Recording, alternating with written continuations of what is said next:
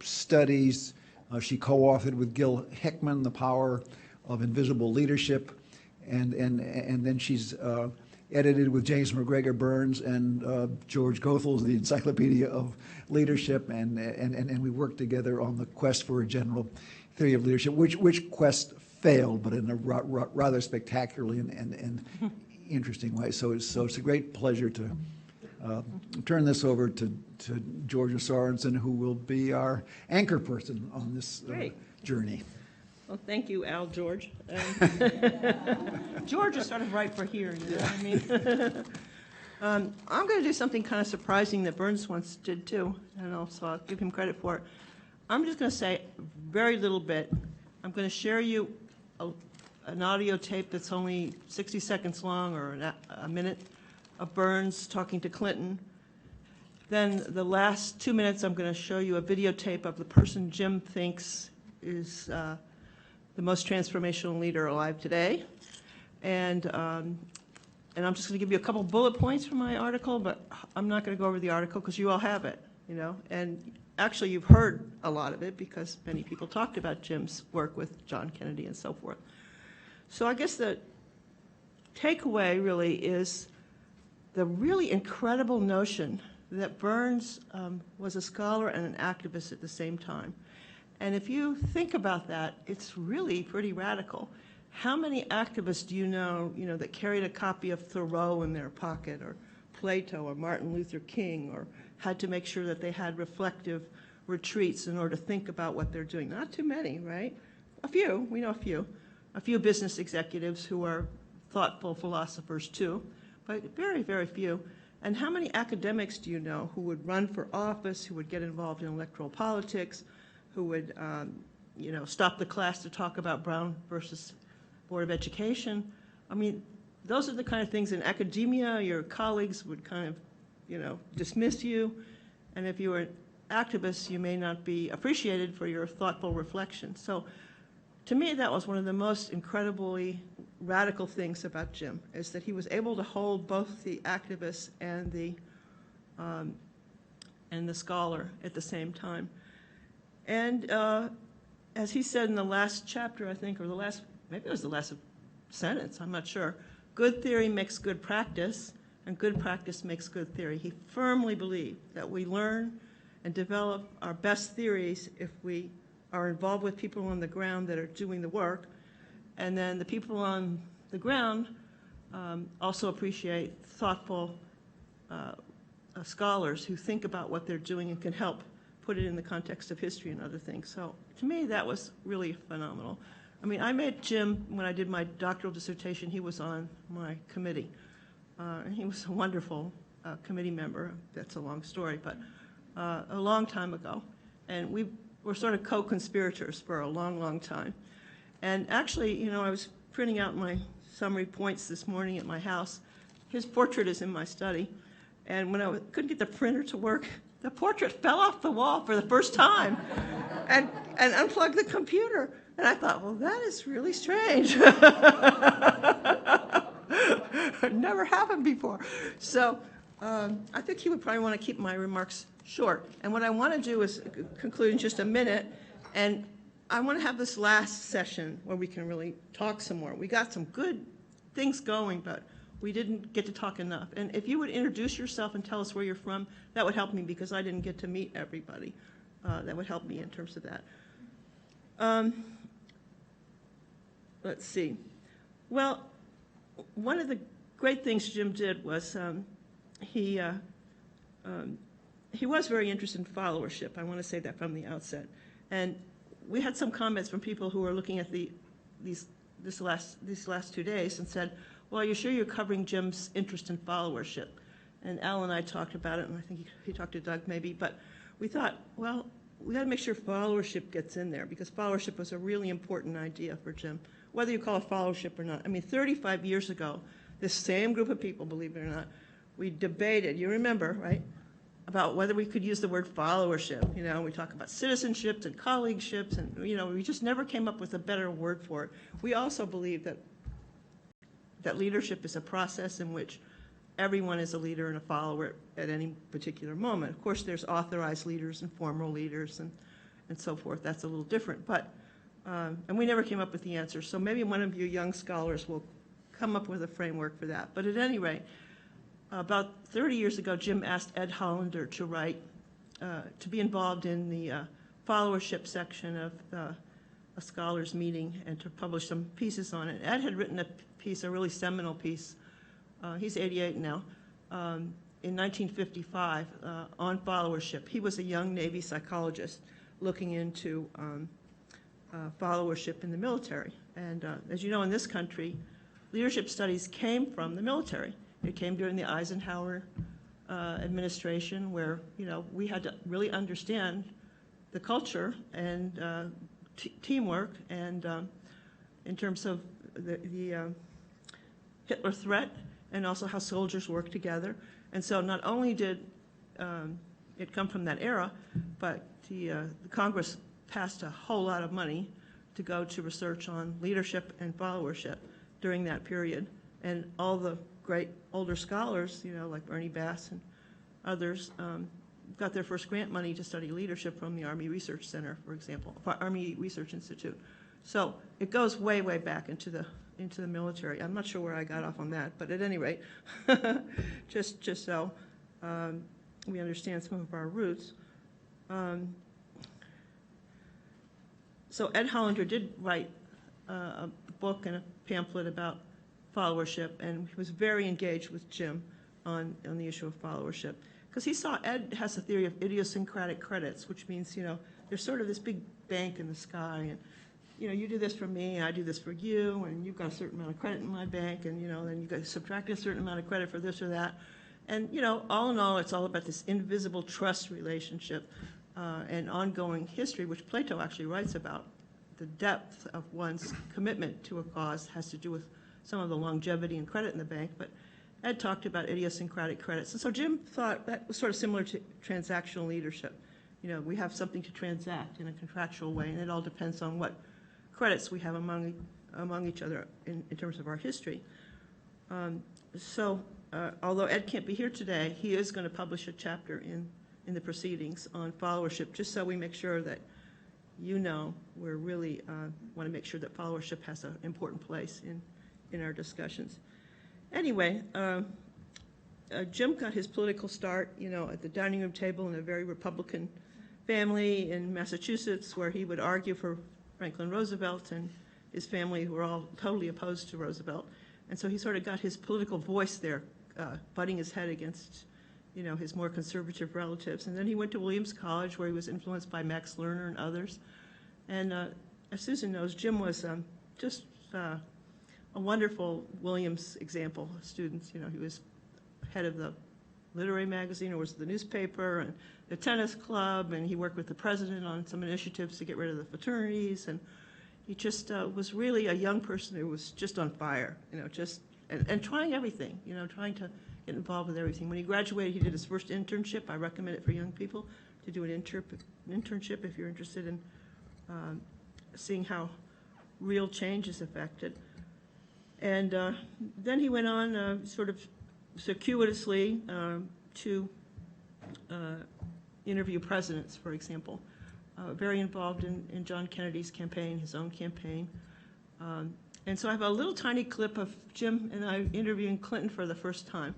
And they did really like each other. I wanted to write a book on Clinton. Jim says, I think he's going to be a C president. A C president, okay? And I don't think he really changed his mind about that, you know, even though, you know, some of us think that he did a lot. I think Jim always felt he was kind of a C president. Do you want to run that short tape? Now, if you run it too long, you're going to start hearing my iTunes collection, so you'll understand. Which is kind of folk songs. You might be too young for that. I don't know. Anyway, we're in the back. If you begin to have trouble in that second and third year, and if you too feel you're getting caught up in the system, having to compromise too much, what could you do?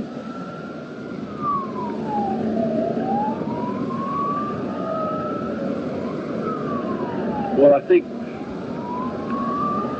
I'll have to do what I try to do when the same thing has happened to me as governor. we have to keep going back. You have to do, I think, 2 or 3 things. One is to keep a coherent and powerful vision of change before the American people. And the second is to wear them down. I mean, you know, a lot of it is who lasts longest. I'm good at that. I do a good job of that. You are. I hang in there. That's great. And the third is to continue to generate popular support, not just in general, but for specific programs and initiatives. You know, one of the things, I used to have to run every 2 years at home. Arkansas was one of the last states to keep 2-year governor terms. I know. But the virtue of it was you always had to sell a program in advance. And you could ill afford not to at least be pretty clear in the outline of what you wanted to do in the election. So while I may not have sketched out everything we'll have to do as in that first term, I have been pretty specific about what I want to do and the direction that I want to take.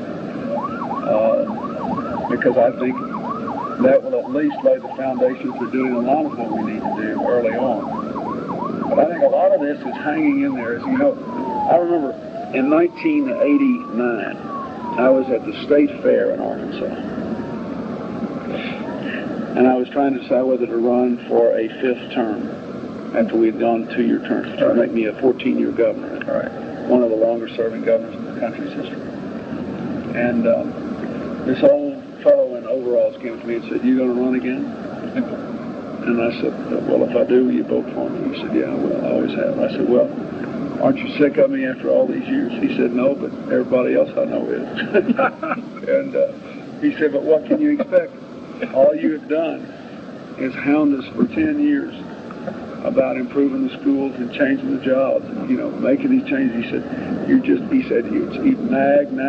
He said, "I wouldn't put up with that at home for 10 years, and I'm amazed I haven't the governor's office." And then he said, "But you know, I think it's beginning to work." And it's been fascinating to me in this election season to see that, you know, a lot of the fruits of what we worked on for 10 years come to pass. I think one of the things that Roosevelt had was the mental energy to stay after it, you know. True.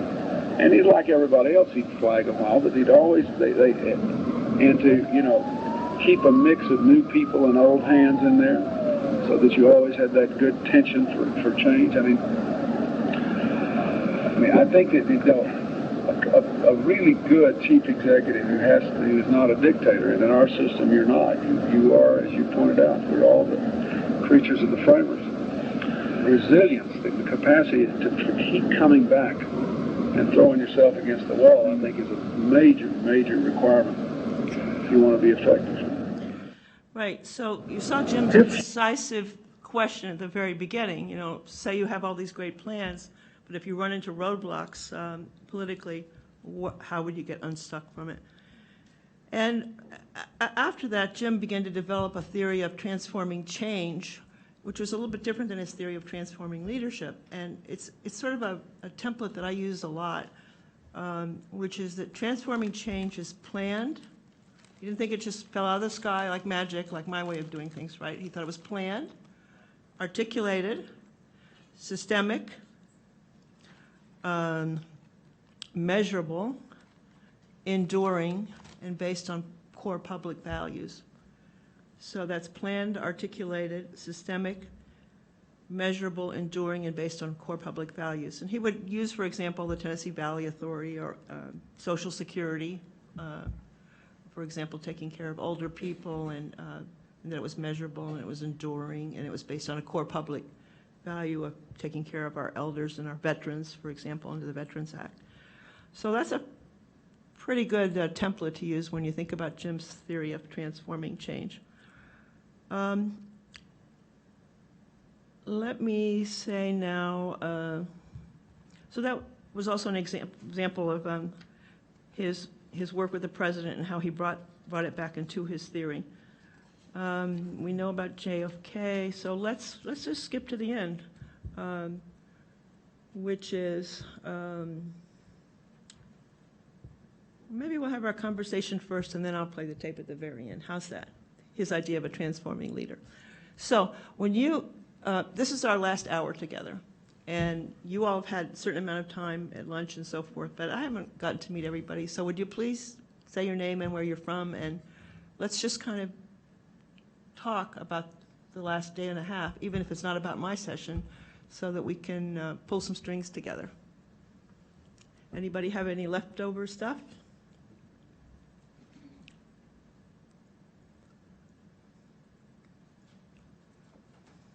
Yep. I'm Doug Bradburn. I'm from Mount Vernon. Very good. I had a question about this this effort that Al had mentioned, what he called the quest. You know, your book, the quest for a Right. general theory of leadership. Right. And what do you feel? I mean, what went? You said it was a failed quest. It could be an Arthurian legend, perhaps. How did it? What happened there? And what's that about?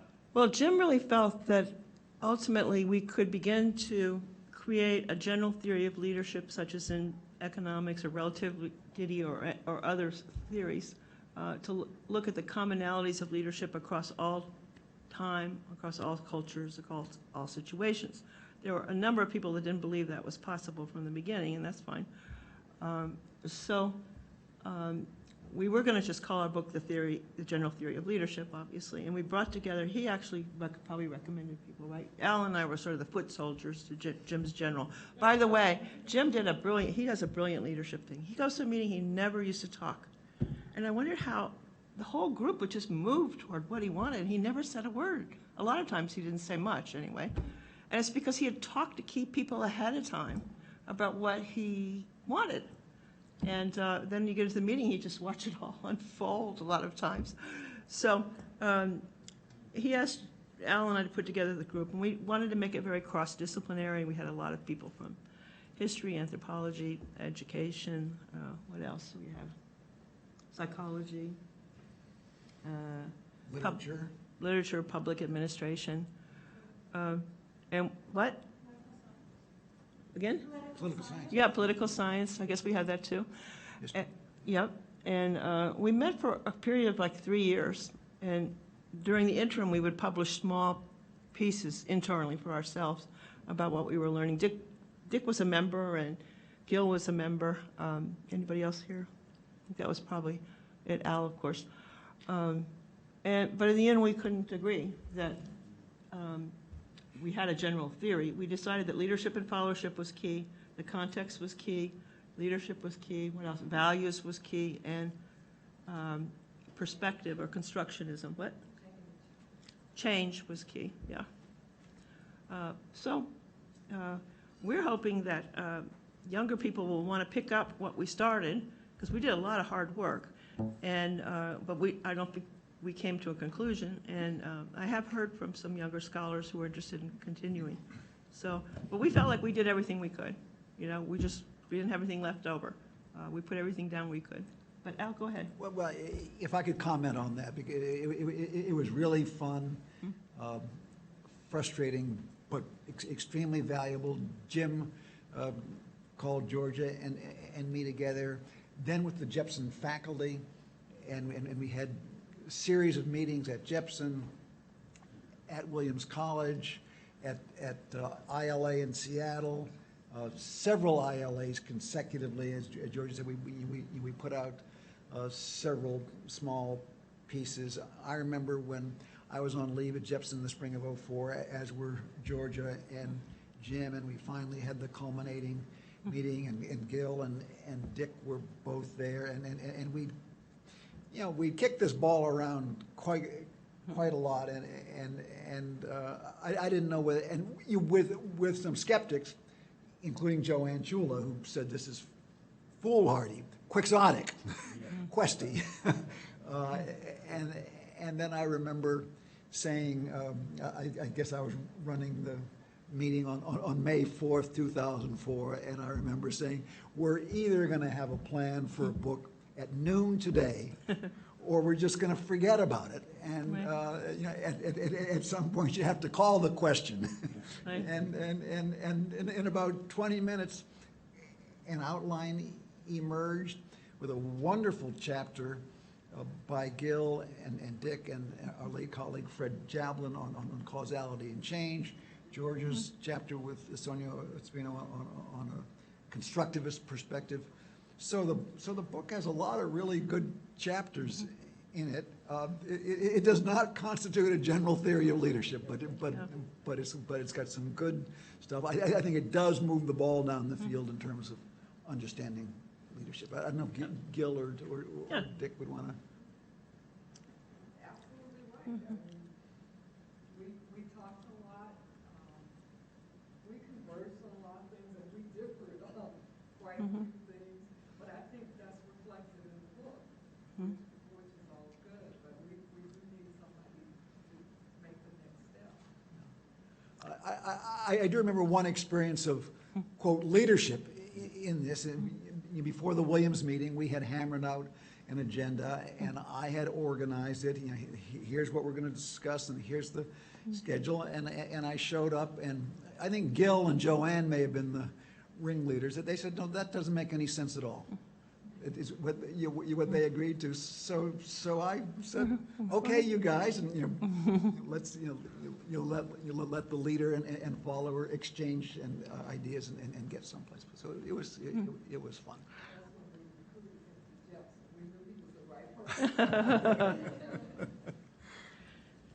I remember early on when there was so much dissension. We're all academics, and some of us more so maybe, but I said, okay, let's just act as if we could do this. Okay, let's act as if we could do this. And they said, okay, well, we can live with that. We can act as if we can do this, and maybe we'll do it.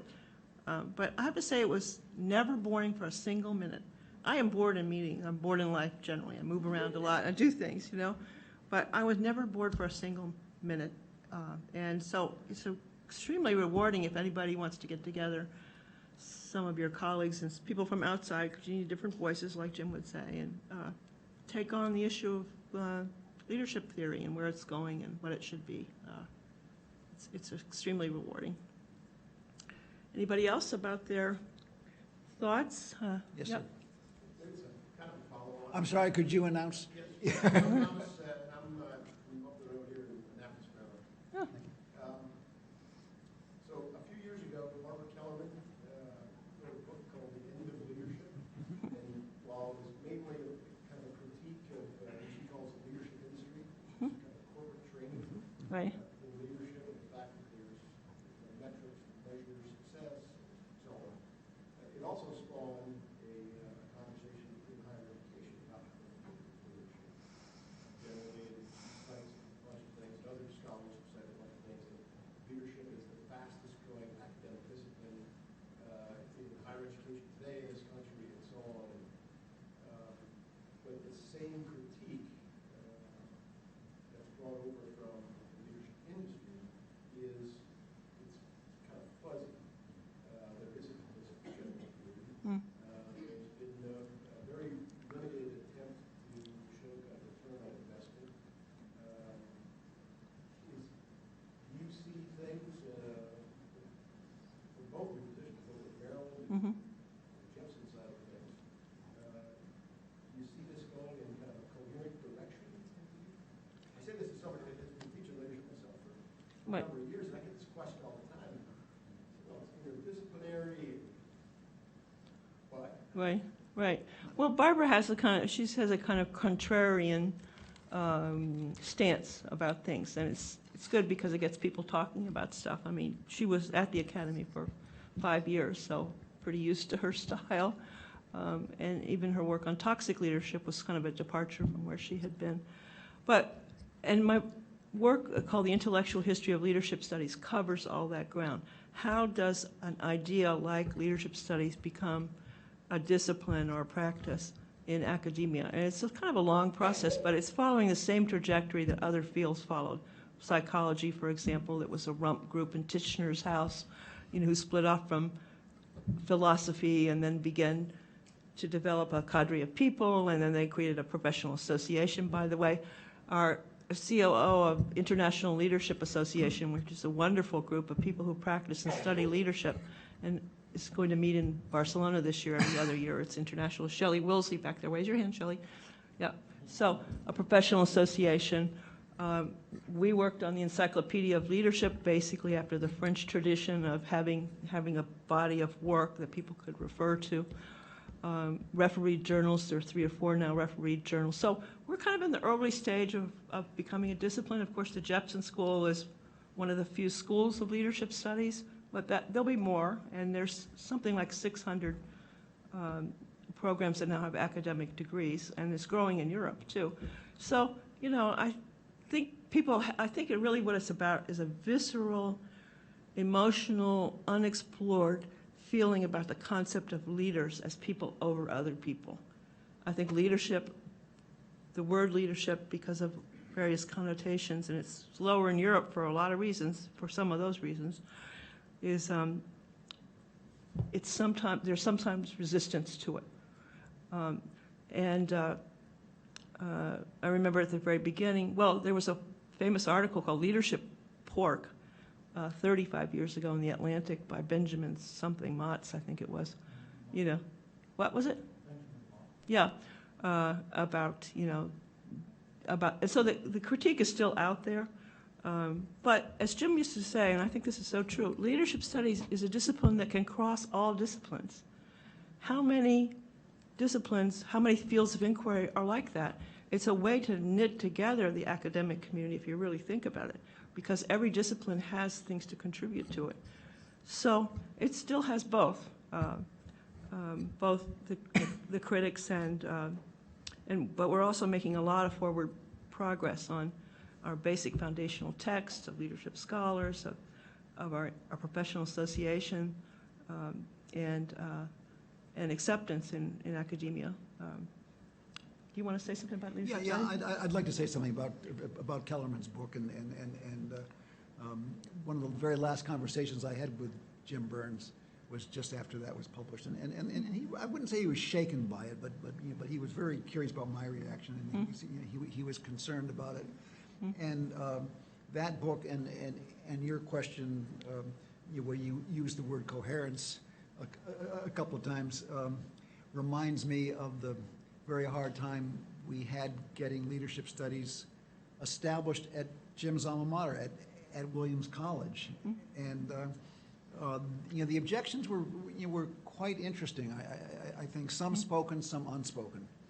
I think the more articulated objection was, is there really any there? The kind of fuzziness that that you're referring to. I think the unarticulated objection was that many faculty at Williams College felt that leadership studies glorified bad things: business, the military, hierarchy, authority, social approaches to history rather than looking at the impact of individuals. So that was unspoken, but it was clearly there. And when we had the faculty meeting where it was voted in, a philosopher stood up and said that we shouldn't have a leadership studies program because a program required either theoretical coherence or intellectual urgency. Now, what happened then reminded me of a great quote from Bob Kozelka in the math department about the Williams faculty, which said, if you make a proposal to Williams faculty, you get about 60% to go along. If you make the same proposal and give reasons, support drops to about 30%. And most of the argument was not about leadership studies, but about this claim that this philosopher made. And finally, one of his colleagues in philosophy stood up and said, look, philosophy is not just a program, it's a department with a major, and philosophy has no theoretical coherence, right, and it has no philosophical urgency, right, and I knew I had won at that point. And it's interesting, I was talking to Richard Morrill, who's former president of the University of Richmond, and he was talking about getting the proposal for the Jepson School voted in the early 90s. And the University of Richmond is different than Williams because it's not just a liberal arts school, but it has a business school and a law school. And one of the things that Rich said was that the people in the business school and the law school got it. They understood the importance of leadership. And the liberal and the arts and sciences faculty just sort of tripped over themselves in thinking about disciplinarity and coherence. But as Georgia said, it's going forward because the phenomenon is so important. And I guess one of my responses to the critics, somebody who was responding to critics of the discipline of social psychology, said, you know, the dogs bark, but the caravan moves on. Right. You know, that's what we're doing. Can I jump in on this? Sure. That's a really good question. So Barbara Kellerman was, oh, look at this. So Barbara Kellerman was here in this very room, standing right where Jim Burns is, right over there. She is, you know, she's the Jim Burns Professor of Leadership at Harvard Business School. She was talking about her new book, Hard Times, and I had dinner with her that evening, and we talked about the leadership industry. And she's most critical of the application of thinking about leadership in those sort of, we promise to turn you into a leader in 5 steps, and the, you know, and just the ancillary, the airport books and all that sort of stuff. And, you know, and for her big hobby horse is that to understand leadership, you need to look at leaders, followers, and context, which is exactly what we just heard Jim Burns' thought was in the last panel. And so in that sense, I mean, the way she's writing and thinking about it is not that. Now, she differs, of course, in the way she defines leaders. She doesn't make the distinction between leaders and rulers so much. Right. You know, she doesn't make a distinction between. So if you're leading with someone with the point of a gun and you're getting them to do what you want them to do, that's leadership. So she does have a very, you know, different moral component in how she defines It's descriptive. it. But in essence, I mean, she's in the same game as everybody in this room, which is to try to understand leadership and argue over what it is.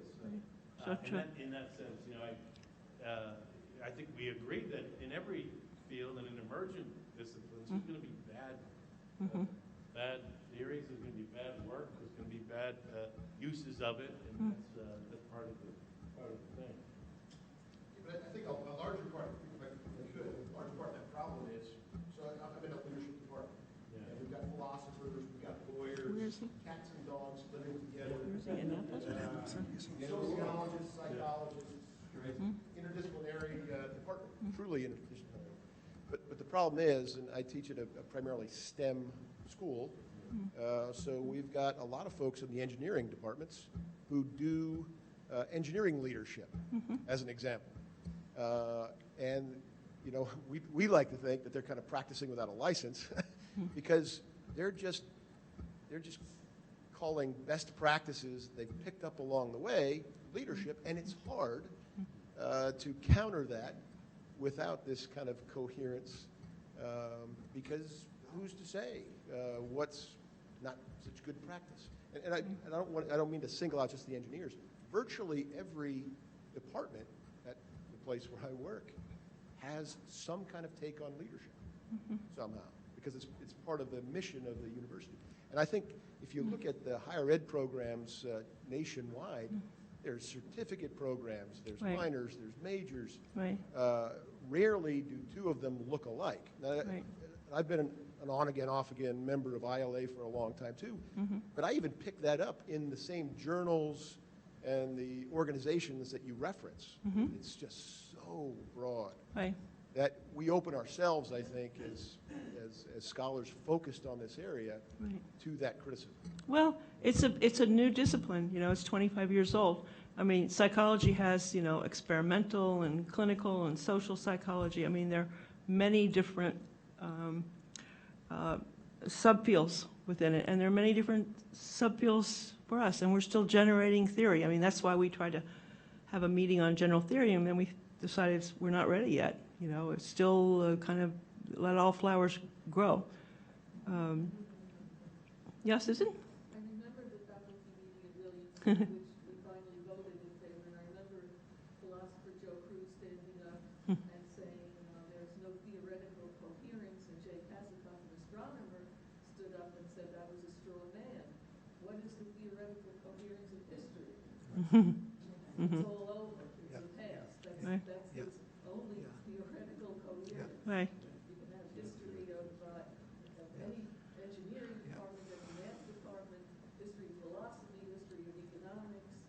I think it's a straw man. Leadership is clearly a central component of the world we live in. Whether or not it's a discipline, that's Right. It's an important area of study. Right, good point. I think one other comment at that faculty meeting was theoretical coherence means ossification or something. Right, that's true too. There's no particular virtue in that. But but on your question of the relation or tension between the leadership airport industry and the academic, I mean, it seems to me that one thing, and I'm going to ask Doug if he wants to comment on this, that Mount Vernon is trying to do in a really interesting way is to bring together scholarship related to leadership and people with much more practical concerns who have some sense that there's some academic intellectual stuff out there that really might be important. And to the extent that I've been involved in that, people from very, very practically oriented organizations are finding both purely intellectual, intrinsically valuable, but also applicable stuff from the intellectual ferment that's going on in the study of leadership. Yeah, I mean, I think that when you think about continuing education, this is what it is. It's a real example of continuing to be curious. It's bringing people opportunities to look at the primary texts for a particular reason, which is to think about how they might apply to them, how they worked for that person. And it's just another example of a continuing education that all curious, great leaders would have displayed. So it's on the one hand, it's a practice, and it's a theory of how you're getting people engaged and inspired to challenge themselves to try to take on changes, to make to take on the status quo, and make the move. Just one other comment on that. I'm sorry, I know there's a question there, but I come from the Jepson School of Leadership Studies, and one question is whether that phrase, leadership studies, is singular or plural. And I think we think, I don't care about the pretension that it's singular, that it's a discipline, that it's a single thing. I like the idea that it's a school of different studies of leadership in so many different contexts. It's a pluralistic field with great focus, but a lot of different perspectives on it, and that's really valuable. Yep. My name is Tracy McGee, and I'm from Richmond, Virginia. And very early into my scholarly journey in leadership, I'm very interested in transformational leadership. I come from a nursing background, and I didn't know if you know that the National League of Nursing actually has officially made transformational leadership the preferred leadership style. The National what? National League of Nursing. Okay. So I'm really curious, you had mentioned that Burns had an opinion about who the best transformational leader is in our current era. You Right. mentioned Clinton, but that he was really graded as a CN leader, so I'm thinking maybe it was not Clinton. I'm curious who Yeah. the person was. Well, I'm gonna show you the videotape in a minute, but yeah, I think he changed his mind further on about Clinton. I don't think he thought he was a C leader, but I think he always was a little disappointed that he didn't do more because he was a centrist. And by the way, I have a new article in the Journal of Professional Nursing which I co-wrote with a nurse, my daughter, called The Leaderful Nurse. So, and my cutting edge right now is the professions, and that's why I've moved around a lot. I mean, I've worked in the law school for 2 years with lawyers, the medical school with transplant surgeons, generals and colonels at the Army War College. I even work with orangutans at the San Francisco Zoo. I mean, I like to move around and see things from different perspectives. So I'm really interested in the professions. I think we've got the undergraduate and the graduate degrees down pat. There's plenty of people doing the work there, but the professions is really where the next horizon is. Roger Sublette, Union Institute University in Cincinnati. And for many years, I worked with the Kellogg Foundation when we were doing a lot of work in funding leadership programs. And we funded about 42 programs around the country for youth leadership development on college campuses. And we recognized, or at least we thought we recognized, that leadership was interdisciplinary, both in its teaching and its implementation. And rather than finding it divided among academic departments, I've actually, and certainly in my university now, we use it as it's a unifying force where we're beginning to have breakdowns of barriers among departments as they talk about leadership. So I see when Burns and others talk about transforming change, I think leadership, if we use it correctly and we keep an open mind, it actually can become a unifying change in higher education that will result in much stronger universities and a much stronger educated population in this country. Now, Union may be a little bit different, since its first title was the Consortium for Research and Experimentation in Higher Education when it was created in the 1960s. But it is, we have experimented for the last 50 years, but it is a really interesting concept to see how that leadership theory, whatever theory you want to use, how it can be create unifying discussions across curriculum. And one of the things that I've been very excited about this meeting, so many meetings that I attend now as a university administrator, they're very transactional in their discussion. And this is a transforming discussion for me. So I really appreciate all of the panelists and all the presentations and express appreciation to the library for hosting this. But I don't know if that helps when your comments about departments or not. I think that's fantastic. I have to see Tom and Roger sitting across from each other. About 35 years ago, Tom called me up and says, we have to make sure that Jim Burns has a secure financial future because he's retiring from Williams. And Tom and the Jepson School and my own university at the University of Maryland, the James MacGregor Burns Academy of Leadership, worked on making sure Jim had a safe haven in which he could do his work. And Roger Sublette must have given us several $1 million to support the work of Jim Burns and other leadership scholars. So you put your money where your mouth is. I want you to know I really still appreciate it, and Jim did too. Dick? Oh, Shelley.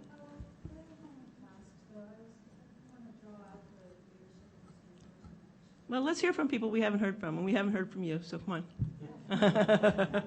Shelley Wilsey, International Leadership Association. And towards the conversation that was happening a few minutes ago, I do think that one of the biggest challenges that the field of leadership faces is the fact that leadership happens everywhere at many different levels, whether somebody is 5 years old or 95 years old. They may be enacting leadership. And when I think about what's sometimes called the airport literature, I put on my stage 2 focus of an organizer. And I think to myself, if somebody picks up a very simple quick read in an airport and they learn something different about leadership, isn't that actually a net positive outcome? 3. And it might then inspire them to either enact leadership in a different way, to study leadership in a different way, or just to, maybe even just go home and be nicer to their family or to their employees. So I wonder sometimes, when I would have conversations with Jim, and I was not as blessed as many people in this room to know him that well, but my focus was always around the, who are we to say the morality of leadership? Well, whose morals are we talking about? Who am I as an American white woman to say what should be happening in a different place in the world and what their ethical or moral approaches should be in leadership?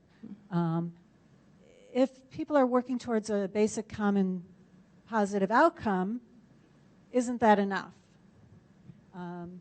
So I am so happy to be here and taking an afternoon off and kind of reflecting and thinking about how all of the comments that I'm hearing can inform the work that we do at the International Leadership Association.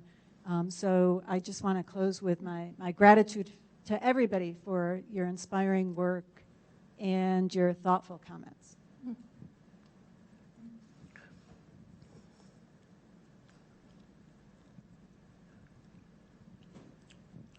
No, how about her and then Dick afterwards? Sorry. Al, you're supposed to be directing traffic. I know. I'm sorry, I fell asleep with the switch here. Ineffective leadership. My name is Kimberly Mitchell. I live here in Fort Washington, Maryland, and I am working on my dissertation at Eastern University. So I love you talking about, Georgia, the followership, because I think that's just so important. And my passion is in the leader-member exchange, Yep. and particularly coming from the member perspective. We have a lot of research on what the leaders say. Right. But what are the members saying? What are those followers saying? Right. But coming off of what the gentleman was talking about in bridging the gap here between what's out in the practical world and what we're doing in the academic world, personally for me, where I see one of my roles is to be able to go into organizations. I am on the for-profit side, so I've had a consulting firm for 15 years. So I think our role in merging academia and the practical world is when we go into the practice and we see things and we hear things, being able to give the practical world the language that the academic world has. So when I go into an organization and I'm talking with followers and they say to me, well, you know, my leader likes so-and-so more than me, and my leader spends more time with her than she does with me, we need to be thinking, oh, LMX, social exchange theory. You know, how do I translate that language into that? You know, when I hear workers in an organization say, well, I'm not going to say anything because they don't listen to me anyway. We should be thinking, ooh, hierarchical mum theory. Ooh, silence, organizational silence. How do I get the theory into the hands of the practitioners who really need it? So I see my role as bridging the language gap and giving the practitioners the language that they need and the research they need to be able to move forward more effectively to bridge that gap. So just more of a comment than anything else. To add on that, and then the practitioner side, the leader side is then helping the academic have the data, the information, the real on-the-ground activities so that you can create informed theory that plays out. Dr. Kudo.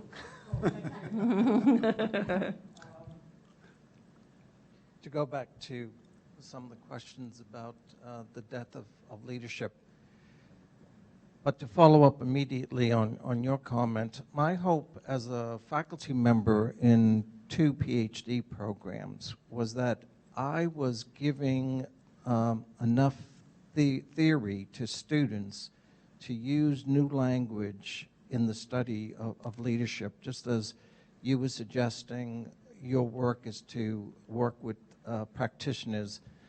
We also have this theory building to do at the PhD level and your dissertations, which really will define the future of the field. So I can't encourage you more to be bold in your dissertations, which I think is an oversight of Barbara Kellerman's book. I think to a certain extent she was dealing with a straw person. I think there are very few of you who are in PhD studies who would ascribe to leadership as positional authority, leadership as a dichotomous relationship between leaders and followers, or to ascribe intentionality and causality to leaders. I mean, we're just beyond that. And I think that's the leadership industry that Barbara Kellerman had in mind. And Joanne touched upon that in two comments this morning. One was when she talked about the vast majority of our field is management and organizational behavior, which is distinct from leadership studies. And again, I think Barbara was talking a lot about that. And one symptom of that was Bernie Bass's taking the concept of transforming leadership and transforming it into transformational leadership, and fitting it more nicely into the paradigm, a traditional paradigm of leader as head of organization and a kind of a process approach. When I first went to the Jepson School, people asked me what I thought of the field, and I said, well, I didn't have much background in leadership studies, but it seemed to me that the books in leadership fell into two categories. One, it seemed that the book was written and intended to be read in airports.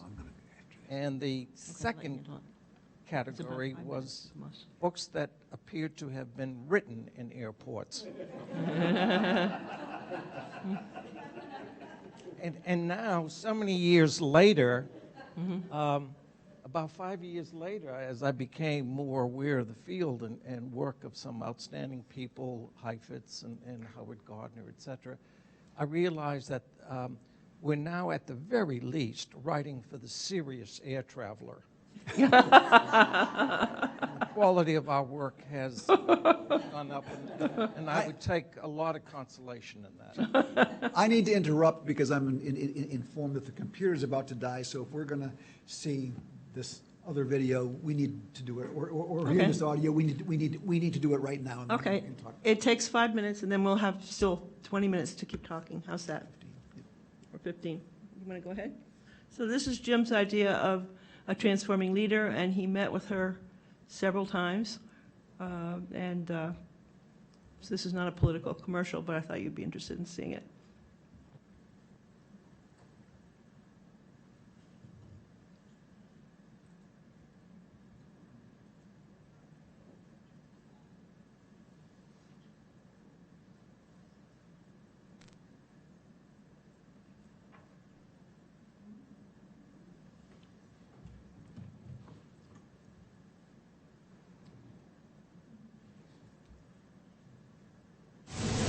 Good evening. I am truly sorry I cannot be with you in person tonight in the beautiful and newly renovated Great Hall of the Library of Congress, a place where one can feel the presence of Thomas Jefferson, alive to inspire all of us as we go forward. It is hard to say how much our lives have been enriched by the work of James MacGregor Burns, but we know it has in so many ways. His wonderful biographies have captured the struggles and triumphs of leaders like Franklin and Eleanor Roosevelt, and in so doing have inspired people around the world. 20 years ago, Dr. Burns wrote Leadership.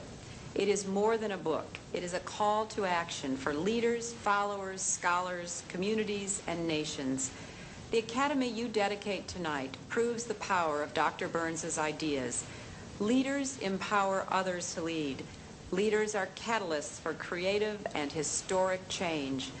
The James MacGregor Burns Academy of Leadership is the active embodiment of Dr. Burns's vision. The next generation of leaders will be able to learn, teach, and work at the Academy. Scholars will be able to debate, study, and write about the evolving nature of leaders and leadership. And those most underrepresented in our society will have a home at the Academy, for it is founded on the belief that leadership resides in all of us. And as we approach the 21st century, we need all of us to feel as though we are leaders in order to nurture and promote our democracy.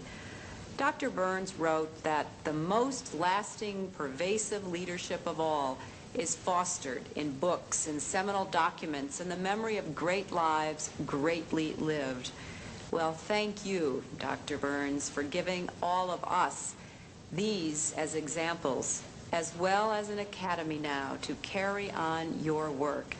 I hope you all enjoy the rest of this evening, and that the future work of this academy will really deserve the wonderful name it has been given in honor of Dr. Burns.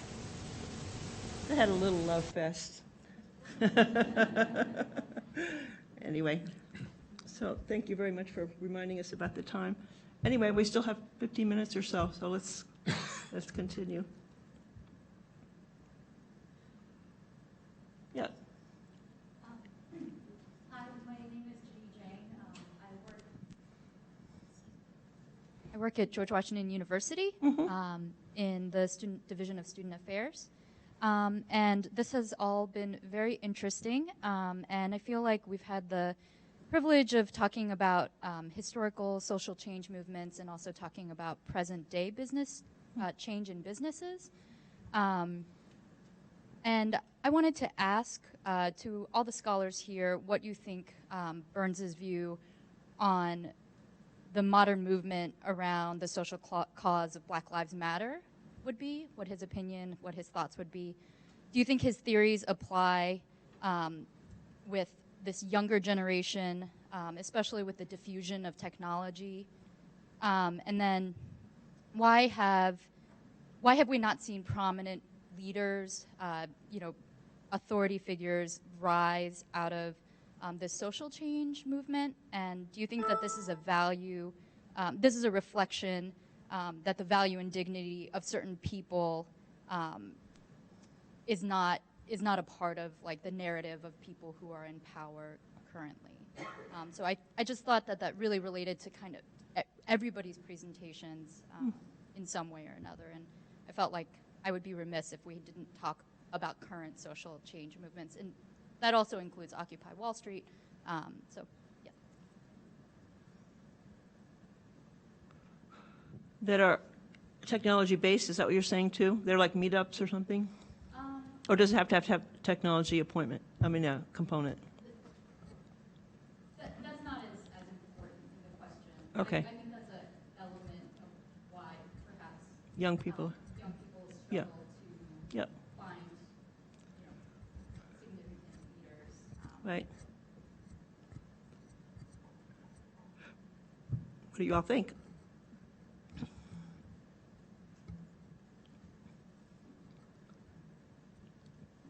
I'm not sure how to answer that question at all, but I do know that the two of the issues that you mentioned, Occupy Wall Street and Black Lives Matter, would be crucially important to James MacGregor Burns, and I think you would wonder where leadership is, moral leadership for intended durable change is on that as on many issues.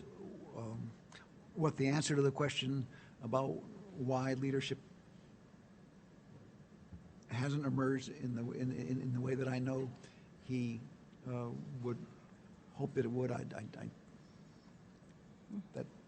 that dives deeper than I can go. About you? Yep. Yes. I would like to know how she's defining leadership in relation to stepping up to comment on the philosophy of Black Lives Matter. So if you could tell me what leadership you were looking at, I'd like to know that. I think Why like the Black rise Lives Matter. of great personalities or national symbols. So is it that we're still in Act 1 and Act 2, and we just need to wait for Act 3 to see a figure like Dr. King come out of this type of movement?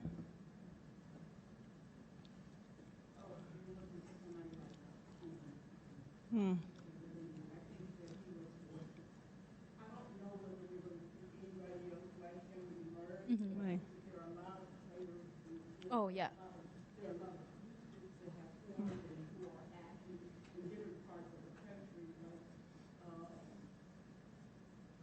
There's a protest going on in North Carolina right now.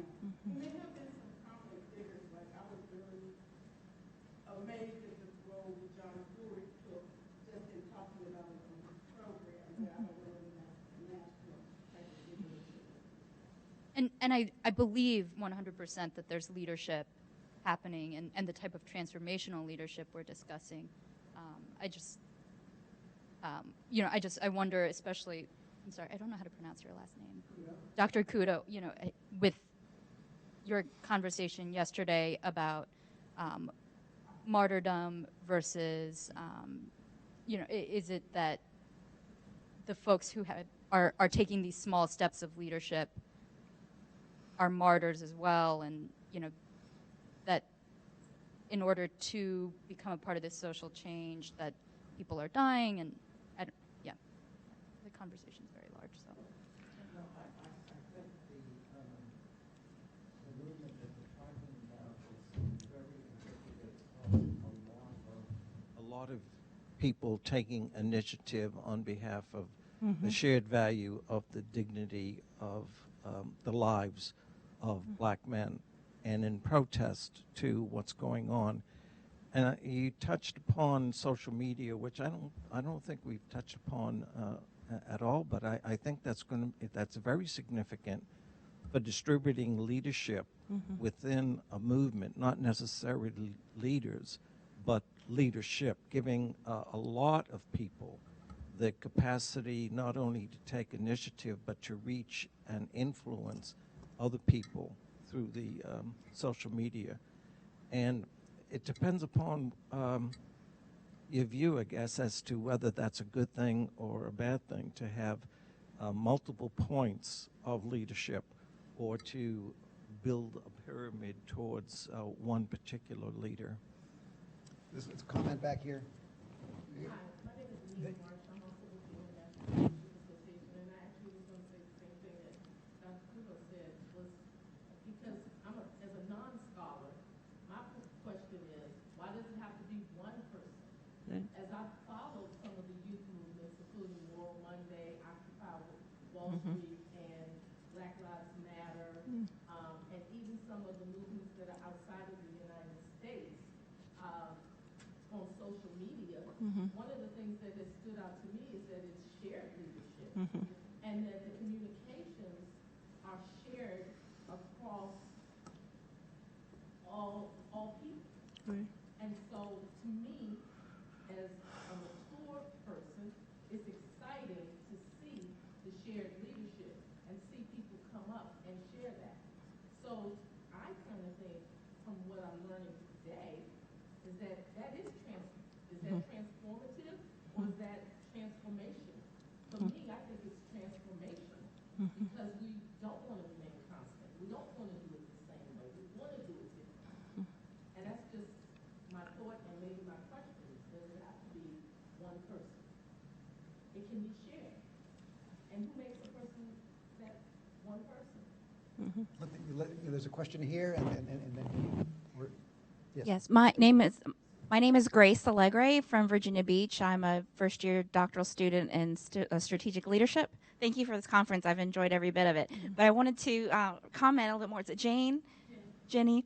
About that. My husband and I are in video production, and we've noticed that you don't have to be really famous anymore. Like, you can't, when you're on television, you used to be larger than life, but now with YouTube, anybody can be famous if they have a dog that does tricks.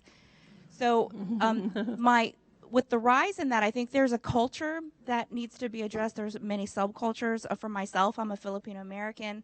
I can probably tell you every Filipino American will be watching the Manny Pacquiao Floyd Mayweather fight on May 2nd. And here is a boxer who's also a senator in the Philippines, and there's a global culture to address. People who can post it on Facebook who they think is going to win, because they say it on the internet, it's true. So there's a whole different progression of communication that's occurred so rapidly. I grew up, when I was in college, I didn't have email. We actually had to find our friends, like, physically. And so, but I have,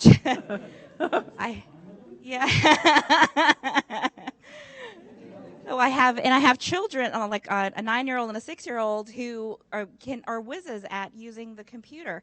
And so I think that in defining leadership and finding out who the rise in leadership is, it's going to take a matter of being relevant again with the core values of our country, because even Mark Zuckerberg had said, a dead squirrel on the street seems more relevant to people on the internet than starving children in Africa. And so that's a place of leadership that we need to address in our own lives and in our local communities. I think that needs to develop over time. I think we have time for 2 more comments, you and you, and then see where we are then. But I think we're. We have 5 children, 4 of which are millennials. So that's I'm so sorry.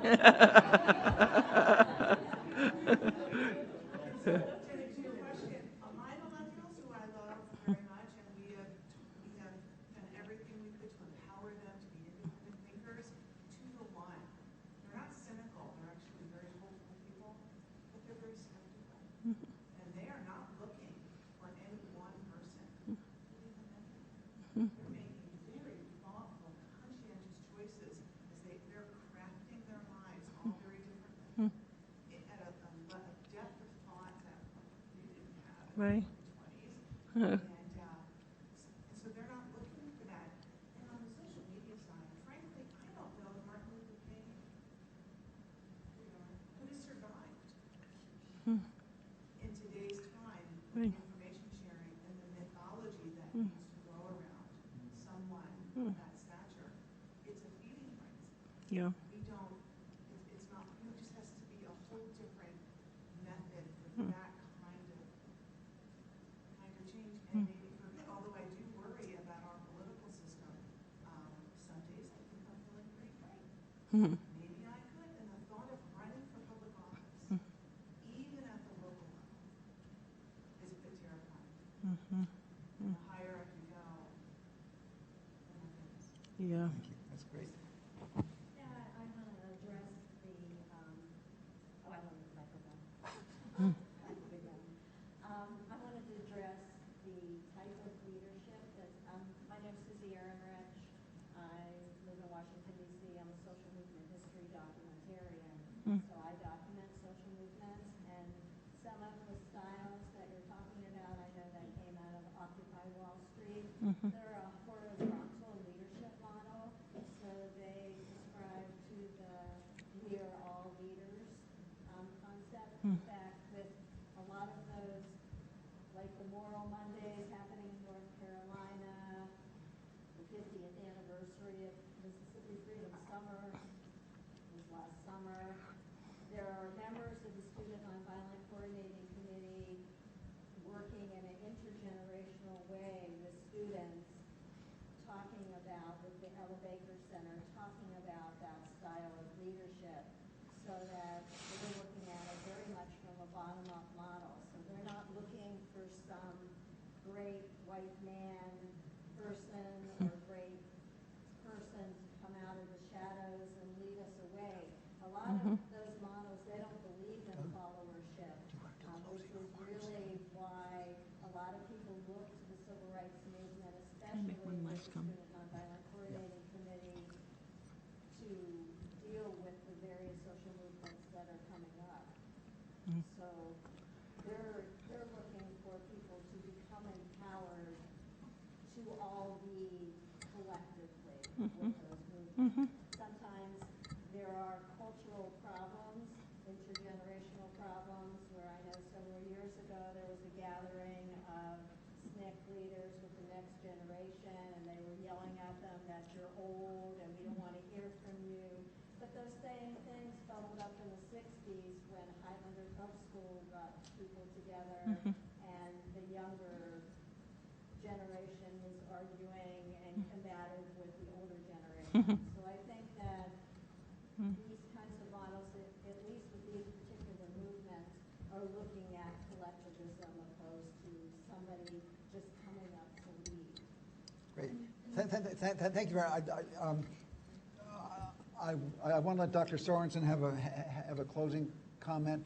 This discussion can actually take place in our closing reception, and Dr. Bradburn would like to make some closing remarks on behalf of Mount Vernon. George? Right. Well, I just want to thank you all for a very rich weekend, and feel like we're just touching the tip of the iceberg, so to speak. And I'd love to be in touch with you and to be involved in some of your leadership efforts. And I especially want to thank Ed Larson, who apparently was your idea to talk to Doug about having this day and a half together to reflect on Jim Burns' leadership. I know Jim used to talk about you. And that was a real quiet leadership, but this was just a wonderful idea, and Jim would be so happy about it. So thank you. If I could just get my last licks in for just a second in relation to the conversation that we had just been having, and actually it ties back to the question that you're raising about the future of the study of leadership. One thing that Jim Burns emphasized was the ubiquity of power. And Ron Heifetz talked about it in terms of the ubiquity of dependency. And the fact that interdependency is everywhere means that leadership is always going to exist and be terribly important, and we better get on with the project of studying it. So thanks, Georgia, very much for this.